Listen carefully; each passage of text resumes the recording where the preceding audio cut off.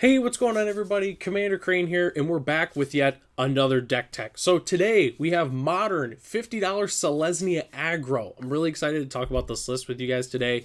But before we hop into it here, let me know in the comments, do you like the list? Do you not like the list? Would you play this card? Would you not play this card?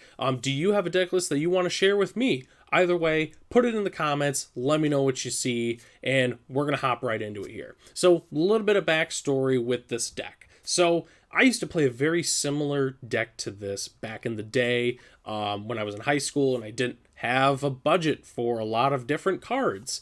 And this deck overall it's fast, it hits really hard, it goes wide, it gets big, it gets everything essentially. And that's why I really liked this deck back in the day.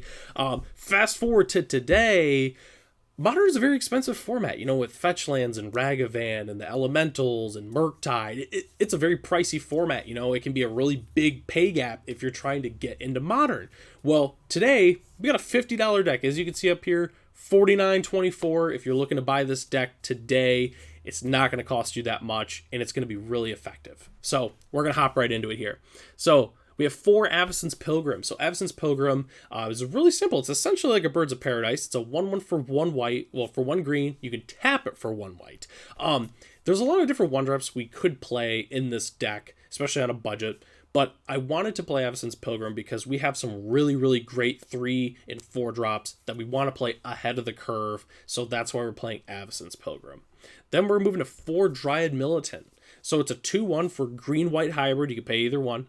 2/1 Dryad Soldier. If an instant or sorcery card would be put into a graveyard from anywhere, exile it instead. It's really, really great main board hate against a lot of the decks that care about the graveyard. It does only do instant and sorceries, but still, that adds up over time. We really like Dryad Militant, and it's a Savannah Lions with upside. I mean, what's not to like? So we're going to move to 4 Fleecemane Lion. So this is a 3/3 for green-white. It's got 3 in green-white for Monstrosity 1, which means we put a 1/1 counter on it and it becomes monstrous. And if it's monstrous, it is hexproof and indestructible. So right off the bat, a 3/3 for 2 is a really, really great rate. And then late game, we can tap 5 and essentially make it almost unkillable. So we like Fleecemane Lions, really aggressive, great card. So then we have 2 Qasali Pridemage. I promise we're not just playing cats. There's going to be more than just cats. So 2/2 for 2 with Exalted. Whenever a creature you control attacks alone, that creature gets +1/+1 until end of turn. We can tap 1 and sacrifice Qasali Pridemage to destroy an artifact or enchantment. Just a really, really great 2-drop overall. Qasali Pridemage, awesome common, also worth noting. But if we're attacking alone, it makes our creature a little bit bigger. And then obviously, if there's any pesky artifacts or enchantments in our way, we're going to get them right out of the way. So we're going to move to the 3-drops. We have 2 Kitchen Finks. 3/2 for 3. When it enters the battlefield, you gain 2 life. It has Persist. When it dies, if it had no -1/-1 counter on it, it returns to the battlefield with a -1/-1 counter. So it's essentially 4 life, 2 creatures essentially. And with a card that's in our deck later, it can kind of combo with that a little bit, which is really great. So Kitchen Finks, awesome. We love Kitchen Finks. So we've got 4 Loxodon Smiter. 4/4 for green, white, and 1. Can't be countered. If a spell or ability an opponent controls would cause you to discard Loxodon Smiter, you get to put it in play instead. So, obviously a really great rate. It's a 4/4 for 3. Can't be countered. It's just a big beat stick. Definitely a little outdated now in terms of, how good the card is. But it's great if your opponent's playing, like, Counterspell and you're saying, Loxodon Smiter, nice try. Card's awesome. Really great rate. Really aggressive. We love Loxodon Smiter. So, definitely one of my favorite cards in the deck. For those who know me, I love playing this card. Qasali Ambusher. So it's a 2/3 for green, white, and 1 with Reach.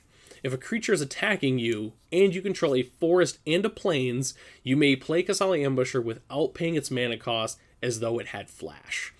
Yes, you read that right. You don't have to pay any mana for it if something's attacking you. So obviously forest and plains, we've got a lot of forests. We've got forests and we've got plains. So as long as we have a forest and a plains in play and someone's attacking us, we don't have to pay any mana for it to play it, which this card's just awesome.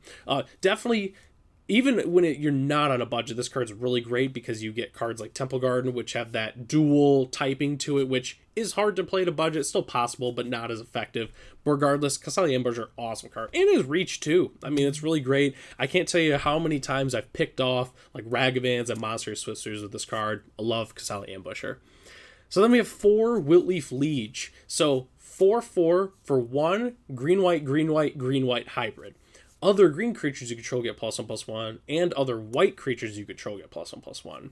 And in addition to that, same as Loxodon Smiter, if a spell or ability an opponent controls would cause you to discard it, we get to put it right in play. So this card is just, it's ridiculous. I mean, it's a 4/4 for 4, which is a solid rate, and it gives our green creatures and white creatures 1/1, which for those who don't know, if our cards are green and white, they get +2/+2. So would you look at that? Green and white, green and white, green and white, green and white, green and white. They're all green and white. So they're all getting +2/+2 with this massive ability. Then you start playing multiples and the battlefield just gets out of hand. So we're playing 4 Wiltleaf Liege, arguably the best card in the deck. The card's just incredible. So we're going to move to our spells. So we have 2 Path to Exiles, 1 white instant, exile target creature. Its controller may search your library for a basic land card and put it on the battlefield tapped. Obviously, really great for creatures that are hard to answer. For instance, like Murktide Regent or like Shield Druid, any of the elementals that stick in play if we're having a problem with them. We just get rid of them. Easy, clean answer to removal. Then we have 4 Dromoka's Command. So green-white instant, choose 2. Prevent all damage target instant or sorcery would deal this turn. Target player sacrifices an enchantment. Put a +1/+1 counter on target creature.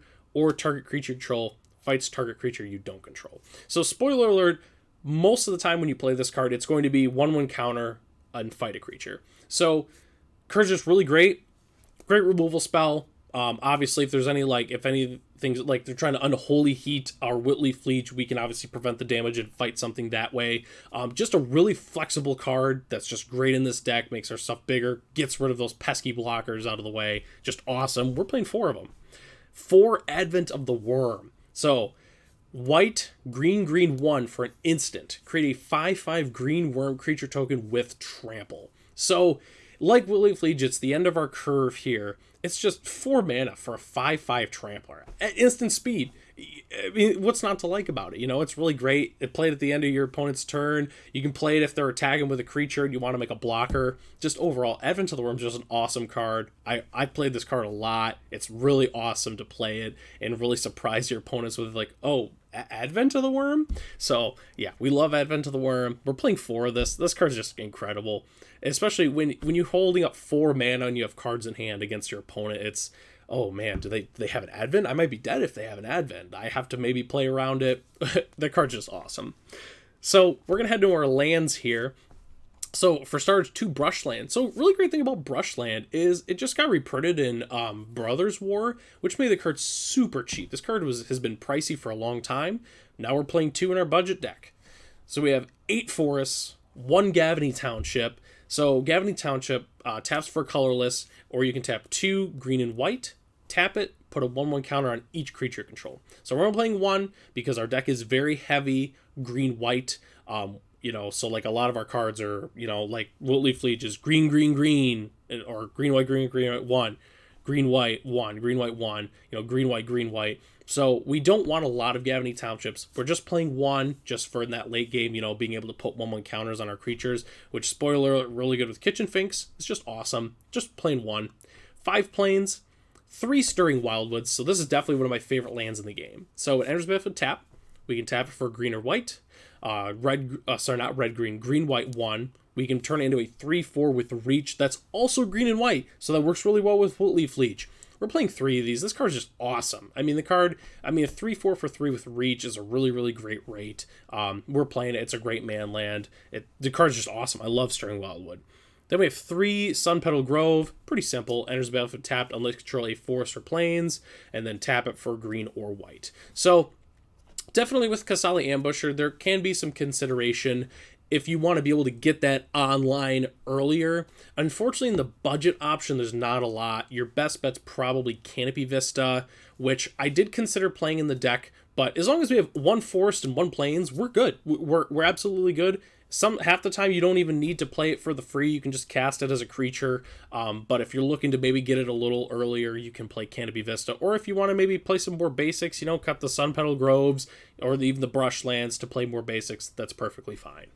So, moving into the sideboard here, we have 2 Tormod scripts. Really, really great Graveyard Hate. It's free. We don't have to devote a turn or anything like that to playing it. It's just put it in play, get rid of those pesky graveyards. 1 Path to Exile, just in case we want one more. If our opponent's playing a lot of big creatures, like if they're playing like Murktide Regent, obviously we need to get those out of the way. Just a great removal spell. 2 Damping Spheres. So it's a 2-mana artifact. If a land is tapped for 2 or more mana, it produces colorless instead. Each spell a player casts costs 1 more to cast for each other spell cast this turn. Long story short, it stops those pesky Tron lands, it stops the bounce lands and the Amulet Titan decks, and it's really good against Storm decks. So you bring it in if they're playing 1,000 spells at once, bring it in. If they're playing Tron, you bring this in too. 3 Core Firewalker. White for a 2/2 with protection from red. Whenever a player casts a red spell, you gain 1 life. Pretty simple. Bring it in against burn. If there's burn, you're bringing 4 of these in and you're slamming them on turn 2. Maybe if you get multiples, turn 3, turn 4. Just a really great way to really mess up all those pesky red decks. 2 Plummet. So this is extremely linear. You bring it in against Murktide Regent. If they're playing big flyers or even like spirits or mostly Murktide Regent, you're bringing this in. You got to get rid of those dragons. Then we have 2 Scavenging Ooze. 2/2 for green and 1. Tap a green, exile target card from a graveyard. If it was a creature card, put a +1/+1 counter on Scavenging Ooze, and you gain 1 life. Just a really great graveyard card. You could bring it in against mid-range. You could bring it in against control. It's just a really versatile card overall. We love it. We're playing 2 of them. Also, you could play Lion Sesh if you'd like to. I decided to play Scavenging Ooze instead. 2 Sundering Growth. Green-white hybrid. Destroy target artifact or enchantment, then populate. We wanted a little bit of artifact enchantment hate. I decided to play Sundering Growth just because of the populate with something like Advent of the Worm. I know we don't play a lot of tokens, so there's definitely within reason to just play Return to Nature, which you can exile a card from a graveyard, but just for flavor reasons, we played the Sundering Growth. And then 1 Unbreakable Formation. So 2 and a white instant. Creatures you control gain indestructible until end of turn. If you cast the spell during your main phase, put a +1/+1 counter on each of those creatures, and they gain vigilance. So essentially, this card is for anti-board wipe. Obviously, having the addendum part of it to be able to, if you're like trying to go for one last push to knock out your opponent, you obviously can cast it and get in there.